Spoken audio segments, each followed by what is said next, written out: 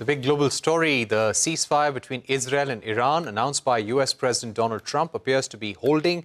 Both countries are publicly committed to the truce, and both Tehran and Tel Aviv claiming victory after a 12-day war. US President Trump also doubled down his claim that recent US strikes had completely destroyed 3 Iranian nuclear facilities.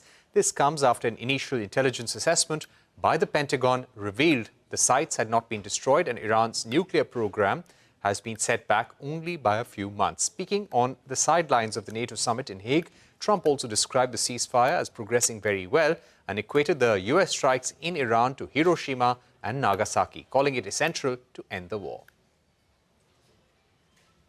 We're actually getting along with them very well right now. But had we not succeeded with that hit ended the war. That hit ended the war.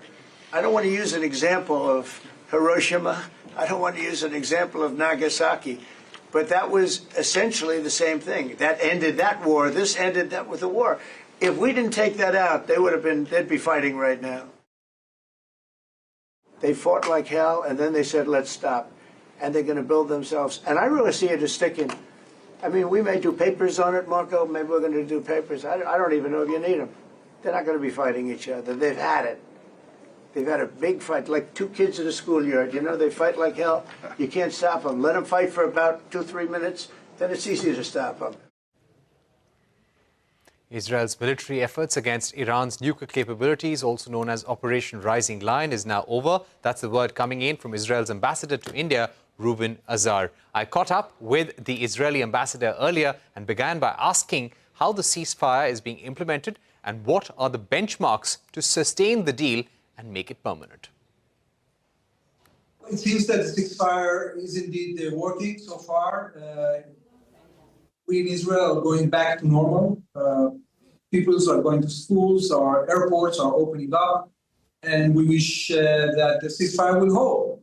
What can actually disturb a ceasefire is not only a situation in which the Iranians renew shooting, but an attempt by Iran to reconstitute the threats, the imminent threats that were threatening our country. At this point, it seems that we have set back these 2 plans of extermination that they had, both the military nuclear assembly of a bomb that we were doing and the ballistic missile program. However, if that changes, of course, we will have to assess the situation. We prefer that diplomacy will continue to work in order to achieve an agreement with in a verifiable way. We will see that Iran does not reconstitute those plans of extermination wars. Right. We've still seen some violations by both sides. Could you give us a sense of whether there is still firing taking place from Iran and from Israel to Iran? Well, there was an incident yesterday, Rashid, following the entering into effect of the ceasefire, in which 1 hour after the ceasefire was supposed to enter into effect, the Iranians fired 2 ballistic missiles. We felt obliged to retaliate.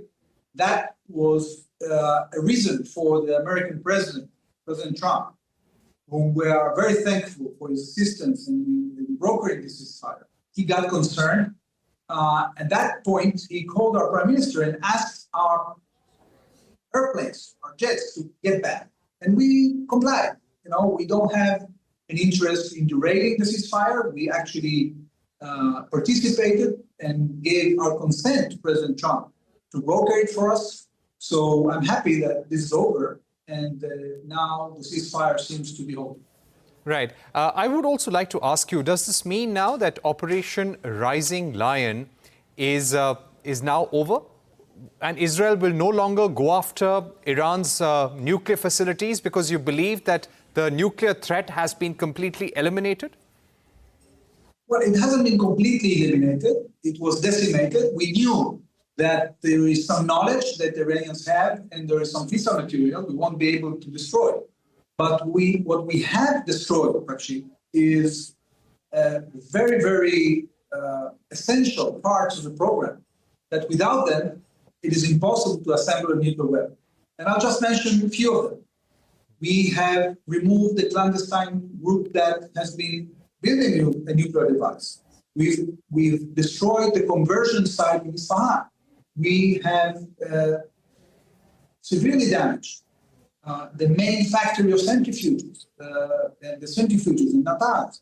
We have, the Americans have hit Fordow, but in addition to that, we have hit the archives of the nuclear program, the headquarters of Iran's atomic agency, and many, many dozens of other elements they had in the program. Therefore, the program was set back for many years, and if they try to reconstitute them, then we have the intelligence, the access, and the capability to reach Iran. So the Iranians will hopefully refrain from trying to reconstitute the plan, and if they do, there will be a danger of escalation. We prefer, Rashid, to have a diplomatic solution, and I hope that one will be seen.